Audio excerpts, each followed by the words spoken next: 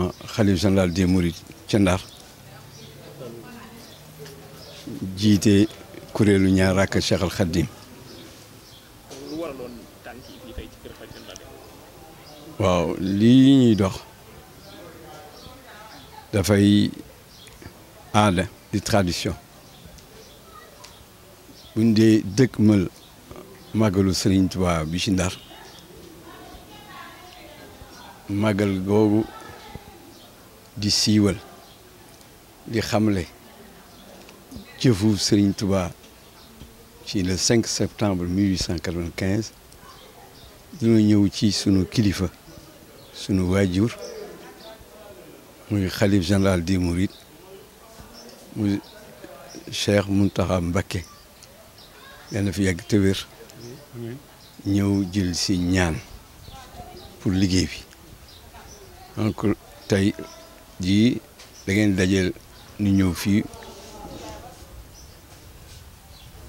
ñëw jël si ñaan gi bu ñu fa jógee dem kër maam Cheikh Ibrahima Fall yóbbu njaalu kuréel bi Ndar yóbbu loolu moo di tànk yi.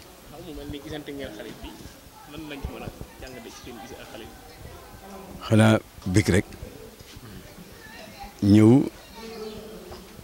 dajeeg sa sëriñ sa waajur sa kilifa mu rafetlu liggéey bi ñuy liggéey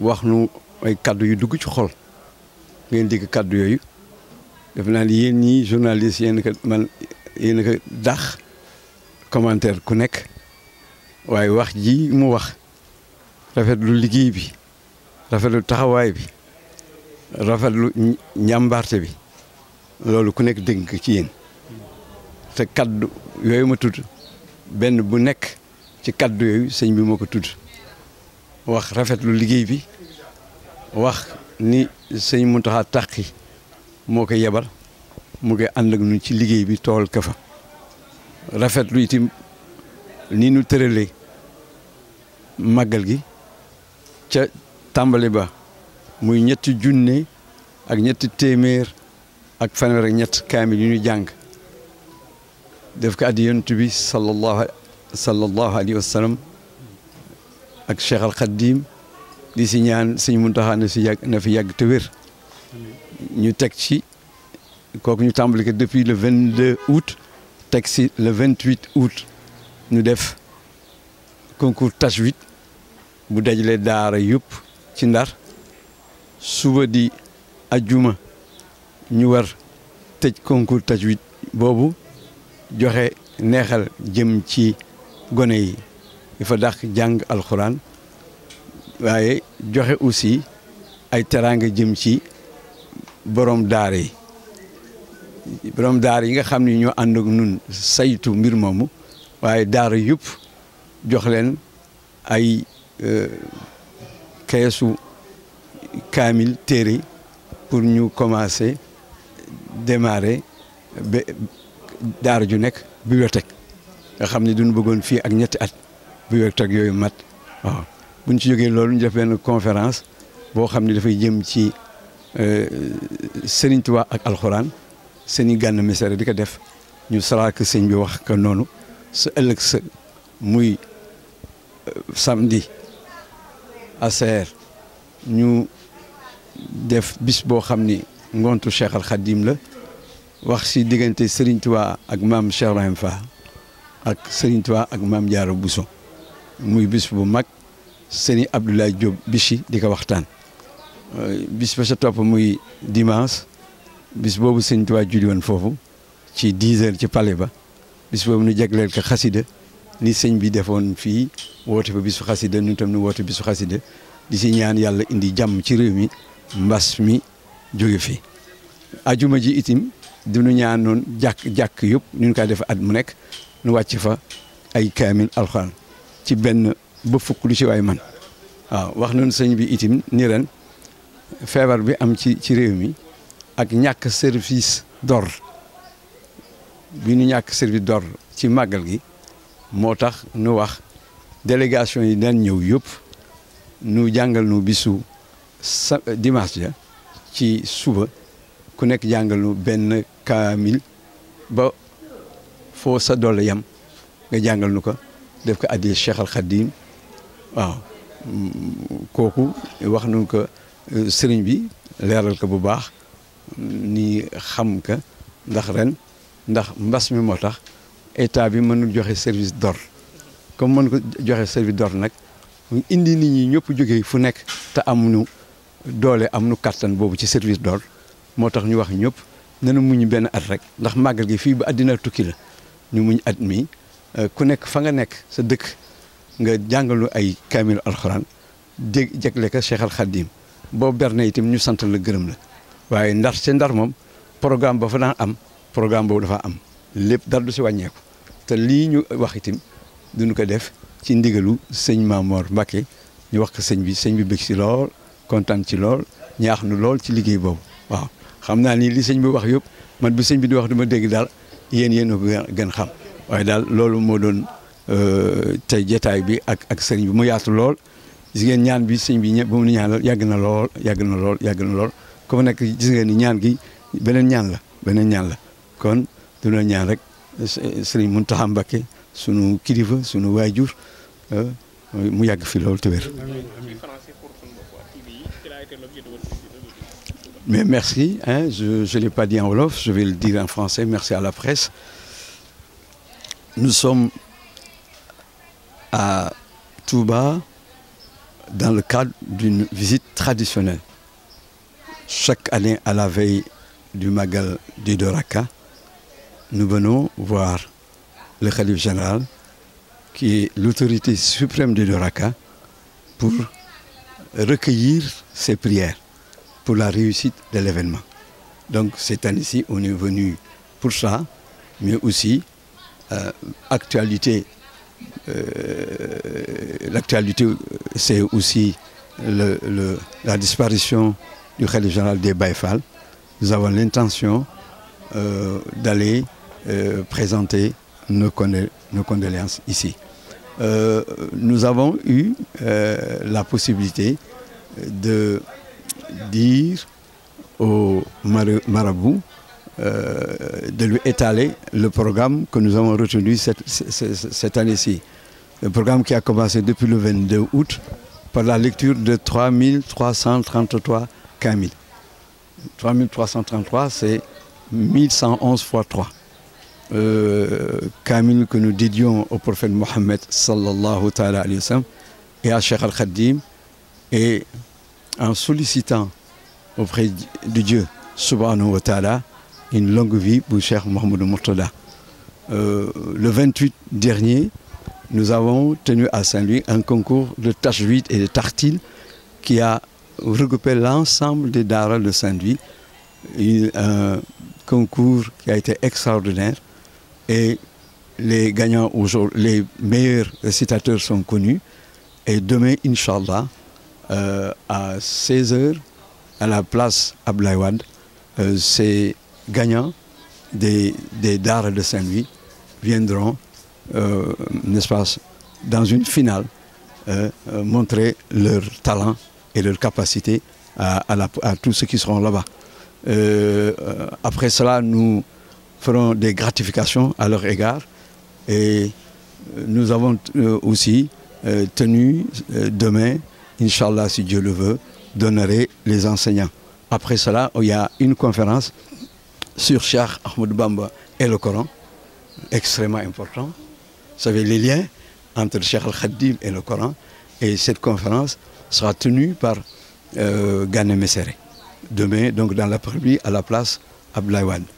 Le lendemain, samedi, à la même heure, hein, sous l'intitulé de Centre Soares Ngontu Serigne Touba, il y a une conférence sur Cheikh Ahmadou Bamba et Mame Cheikh Ibrahima Fall, et Cheikh Ahmadou Bamba et Mame Diarra Bousso. Et puis, on parlera des péripéties de son extradition. Cette conférence sera tenue par le célèbre Abdoulaye Diop Bichri. Et le lendemain, dimanche, jour où Cheikh Al-Khadim avait prié à 10 heures sur 2 rakas dans le palais du gouverneur colonial en 1895, on aura une journée de Chassida, de Chassaïd, n'est-ce pas, en duplication à ce que le marabout avait donné comme digal ici à Touba il y a une semaine, 2 semaines. Donc ça, une journée pleine de Chassaïd et de lecture de Coran qui va débuter à 9 heures et qui ne s'arrêtera qu'à 19 heures. Et ces activités-là prévues, n'est-ce pas, seront localisées à la place de Maître Ablaouad. Généralement, d'ailleurs, chaque année, c'est là-bas qu'on commence les activités. Mais cette année-ci, du fait de l'exécutif de l'île, des travaux qui s'y passent, du problème de la réalité de la pandémie, hein, et de l'absence de servir d'ordre, nous avons demandé à nos parents, délégations, daïra, talibés, qui généralement viennent, n'est-ce pas, en dehors de Saint-Louis, participer à cette activité-là, chez eux, cette année-ci, exceptionnellement, de faire une lecture de Coran pour, n'est-ce pas, à la mémoire de Cheikh Al-Khadim et pour demander à Dieu une longue vie à Seigne Mountakha Mbacké. Alors c'est une activité extrêmement importante. Nous avons même invité le Hizbut Tarqiyyah, le célèbre Hizbut Tarqiyyah, et j'en ai parlé avec Seigne Youssou Diop, qui a été très content de cela et qui, malgré le démarrage des activités préparatoires au Magal de Touba, va essayer de faire de sorte que, n'est-ce pas, de sorte qu'il puisse avoir une représentation à Saint-Louis. Donc c'est ça le programme, un programme que nous avons bien entendu auparavant, n'est-ce pas, nous avons reçu les conseils de Seigne Mamor Mbacké sur ce programme. Il a validé, il a accepté. C'est pourquoi nous avons conduit ce programme que nous avons exposé devant le marabout, qu'il a salué. Et je pense que je prendrai 1 minute ou 2 pour revenir sur ce que le marabout a dit. La reconnaissance qu'il a eue sur le travail du Kourel. Il s'est appesanti, il est revenu à plusieurs fois sur la qualité du travail du Kourel. L'union du Kourel est véritablement le modèle qui est le Kourel de Daraka. Ça, c'est extrêmement important. Je ne peux pas revenir sur tous les termes que le Khalif a utilisés. Et nous lui avons signifié aussi notre proximité d'avec Serigne Mountakha Taqi, qui était présent, et que le marabout a mis comme intercesseur entre lui et nous autres. Le marabout dit qu'il aurait aimé chaque fois venir à Saint-Louis assister au Daraka. D'ailleurs, les Daraka qui ont été consacrés à Seigneur Abdou Hakim, Serigne préparait des repas d'ici pour nous les amener à Saint-Louis. Il a fait la journée du 4 et la journée du 5. Et ça, c'est extraordinaire. Ça montre l'implication totale du Khalife général des Mourides dans ce que nous faisons, et son agrément. Donc, nous prions Dieu subhanahu wa ta'ala par les grâces illimitées qu'il a accordées à Cheikh Al-Khadim, qui dit qu'il ne faut pas être défaillant dans le service. Ne soyez pas défaillant dans le service que vous me rendez, que Dieu subhanahu wa ta'ala lui accorde longue vie. Nous irons, n'est-ce pas, après, bien sûr, nous ferons d'une pierre 2 coups. Nous irons, n'est-ce pas, présenter nos condoléances à la famille de Cheikh et Ibra Fall. Nous pensons que nous sommes de cette famille. Et je crois que c'est Seigneur Aminta qui nous a fait, qui a fait de nous des membres de cette famille-là, qui nous a intégrés comme fils, n'est-ce pas? Et cette considération, nous l'avons eue aussi de Serigne Dieumou Fall, qui toute sa vie durant nous recevait dès qu'on arrive, n'est-ce pas, dans sa résidence, avec des prières que personne n'oublie aujourd'hui. Donc nous irons là-bas au nom de Saint-Louis et du Kourel. Vous savez, nous aurions aimé aujourd'hui être avec l'ensemble du Kourel. Hier, on était ensemble jusqu'à minuit. C'est après, dans la nuit, que nous avons eu le téléphone avec Serigne Mountakha Taqi et qu'on a décidé le matin de venir. On a cherché même à avoir de l'agence, l'agence que dirige Souleymane à Saint-Louis au nord, avoir n'est-ce pas, des véhicules pour que tout le monde là, qui se retrouve au niveau du Kourel soit là. Malheureusement, il n'avait pas de véhicule disponible. Il m'a dit qu'il organise ces caravanes uniquement les vendredis entre Saint-Louis et Touba. Mais sans cela, nous serions là en surnombre. Voilà. Donc, nous remercions Dieu subhanahu wa ta'ala, Cheikh Al-Khadim, qui aujourd'hui est représenté par Seigneur Mountakha Mbacké pour les grâces illimitées qui entourent, en termes de bien, qu'entourent le travail, qui enveloppe le travail que le Kourel abat. Donc je vous remercie vous autres de la presse d'être venus quand vous avez appris qu'on était à Touba. On ne vous a pas appelé, vous êtes venus. Dès que vous avez appris que nous sommes à Touba pour voir le Khalif, pour aller présenter nos condoléances, vous avez tout laissé pour venir nous rencontrer ici. Et ça c'est de tradition, votre comportement. Donc le Kourel vous remercie. Vous remercie par, en son nom et au nom de Seigneur Mamor, l'imam du Kourel, mais aussi au nom de Seigneur Mountakha, qui est notre autorité suprême. Nous voudrions, avant de vous quitter, chers amis de la presse, adresser une mention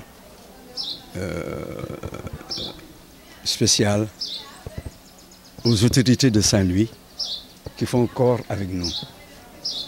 Je pense au maire de Saint-Louis, Mansour Faye, qui nous accompagne dans ce travail annuellement, dans l'organisation du Magal de Doraka. Nous le remercions et nous demandons à Dieu subhanahu wa ta'ala de lui donner une protection.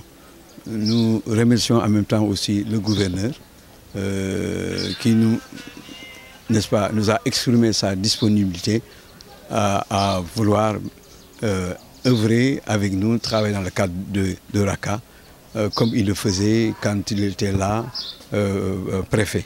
Il vient d'être nommé et il nous a dit tout l'intérêt qu'il porte au de Raka que nous organisons.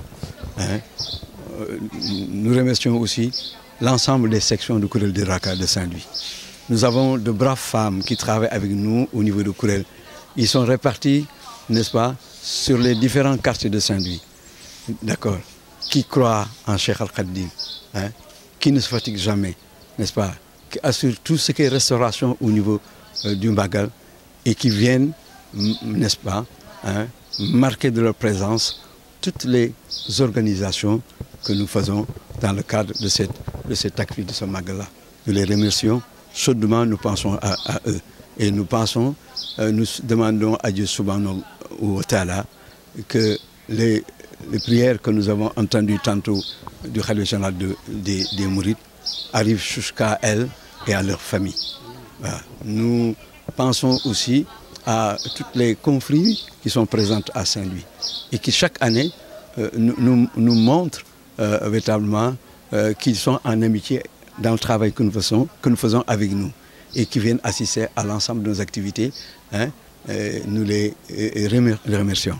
Nous remercions tous ceux qui sont des talibés à travers le Sénégal et principalement la famille de Cheikh Al-Khadim qui s'intéresse véritablement à ce Magal de Cheikh Al-Khadim, n'est-ce pas, qui porte les hauts faits que Cheikh Al-Khadim a eu à accomplir dans le palais du gouverneur général en 1895.